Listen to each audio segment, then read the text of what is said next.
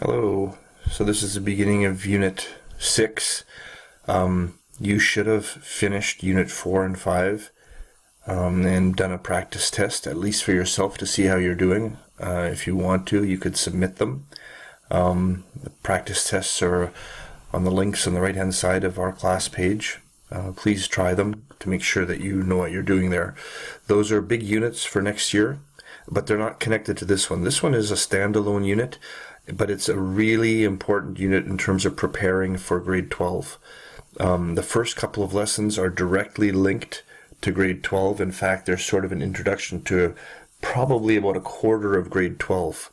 Okay, so let's take this one seriously as well. Again, I know this is strange times we're in, but I'd like you to be able to do as much of this work and understand as much as you can.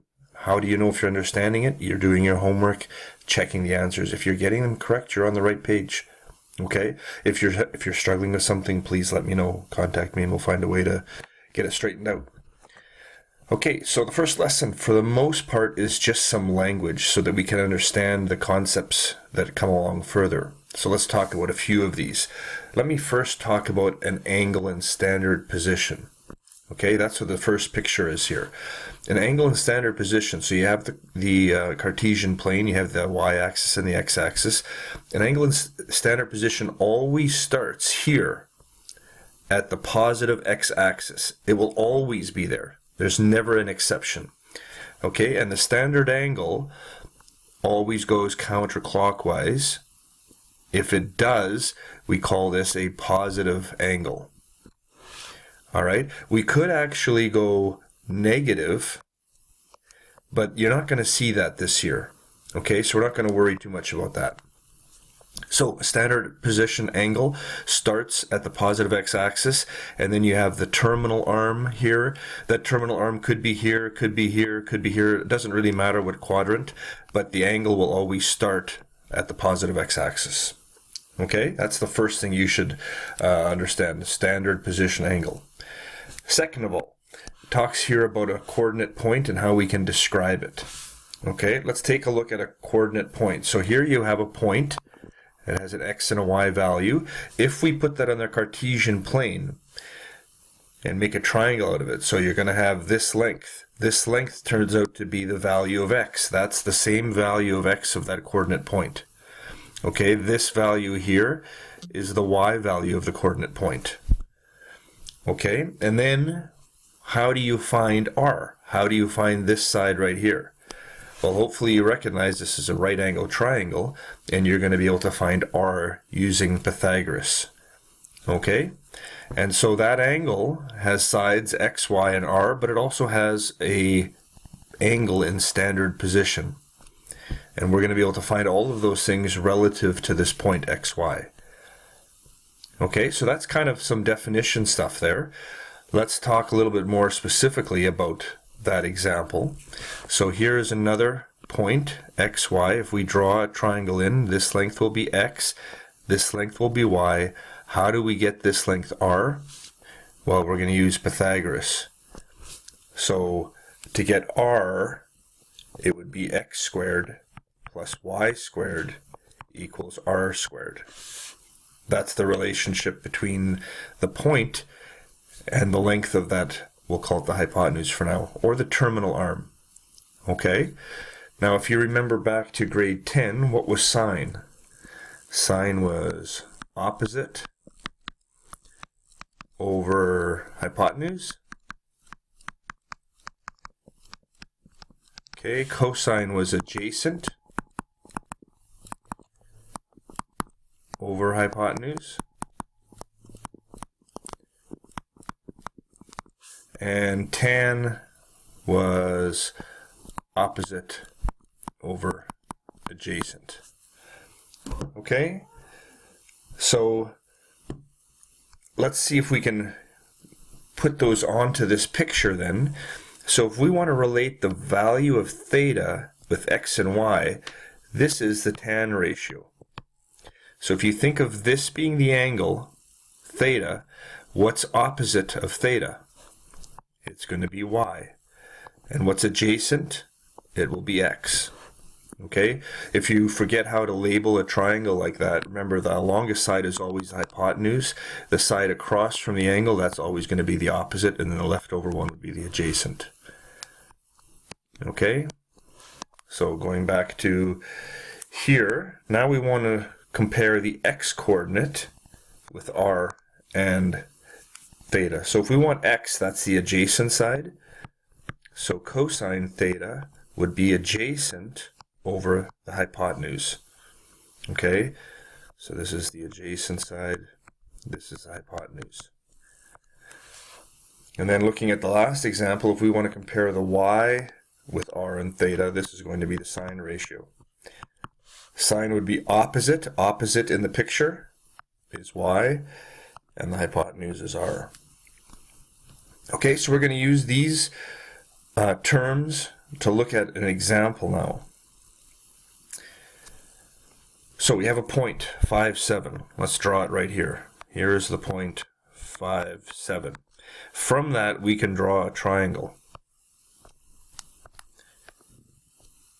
Okay, and it's a right angle triangle, meaning this length is 5, that's the x value. This length is 7, that's the y value. How do you find r? Well, it would be x squared plus y squared equals r squared. Or, sometimes it shows like this. It's the square root of x squared plus y squared. Okay, I don't usually do it that way. I kind of try to like to keep things the same. So we'll go r squared is 5 squared plus 7 squared. So r squared is 25 plus 49. R squared is 74. So r is the root of 74. Now normally we would say plus or minus, but if you can think about this length, the hypotenuse will always be a positive value. Okay, so it's positive root 74. And you do not want to simplify that. Normally, you're going to be told to use what are called exact values. Exact values means don't round off, don't use a calculator. You can simplify root 74 if it's possible. In this case, it's not, but if you could simplify it, you should. Okay, of course, when you get to grade 12, you won't have to simplify it. Okay, so that was part A, determine the distance r. We did that. Now let's do B. Okay, B, determine the primary trig ratios. Okay, the primary trig ratios are sine of theta, cos of theta, tan of theta. And if you remember, theta is always in standard position. And so what is sine? Sine is opposite over hypotenuse, which is 7 over root 74. Cosine, adjacent over hypotenuse, which is 5 over root 74. And tan, opposite over adjacent, so 7 over 5. Now, a quick comment about this. This is not simplified, okay? You need to simplify that. All right, how do we simplify 7 over root 74? Well, you would multiply by 1. Okay, and this would then give you 7 root 74 over 74. Okay, now that's how the answer key is always going to be. It will always be simplified. In grade 12, you do not need to simplify that, so I'm going to say you don't need to. But if what I would be doing is in practice, when I do my homework, I would simplify it so I can check my answer. All right. Part C says determine the measure of theta. All right. How do you find theta? Well, we could use any of these trig ratios. I'm going to use tan because it's the easiest ratio. Do you remember how to find an angle? How do I get this angle? Do you remember taking the inverse tan? Okay, so if you get your calculators out,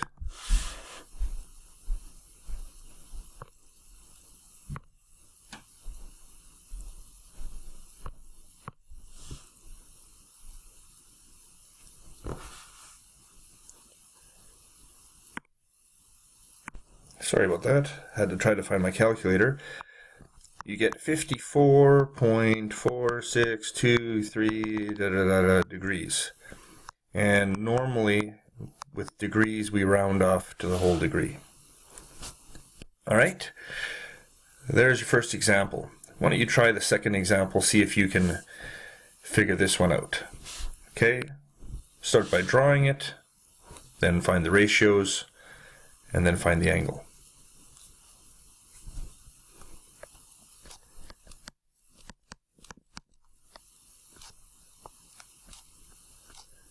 Okay, hopefully you're not looking at this until you've tried it yourself. All right, finding r, 3 squared plus 4 squared is r squared, and I think you should have memorized this one. This is one of the 3, 4, 5 triangles.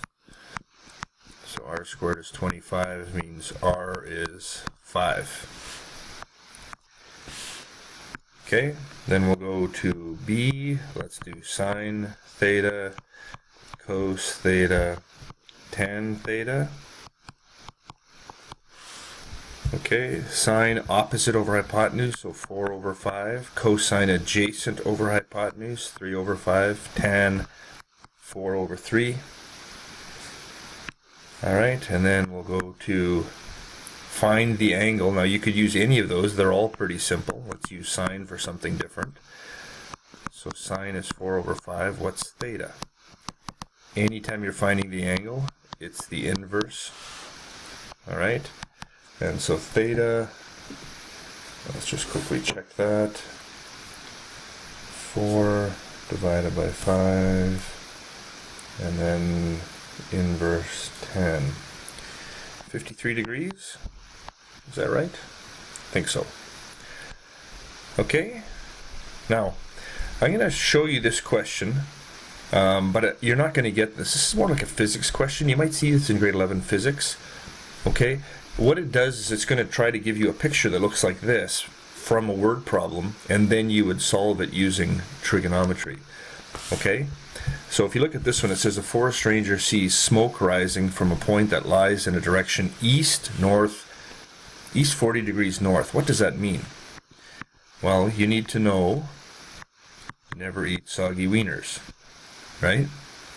So if we're trying to draw this on the Cartesian plane, it says they see smoke east 40 degrees north. Well, here's east, and then 40 degrees north would be like this. So this is the direction they see the smoke, somewhere out here. Okay, she estimates that the distance from the ranger station is about 30 kilometers. Okay, so you're given that. The firefighters at the ranger station have to travel east then north to get to the fire. To the nearest kilometer, how far should the firefighters travel? So if we turn this into a triangle and call this x, call this y, you could find out these two individually. Okay, how would you find out x? Well, x, we would use the cosine ratio, because cos of theta is adjacent over hypotenuse. And we know what theta is, it's 40 degrees, and we know what the hypotenuse is, it's 30. Okay, and so then from here you would figure out what x is. That's a question from a grade 10 actually. Okay, I'm not going to give you one like that, but you will for sure see something like that in physics. Alright, here is your homework for this lesson.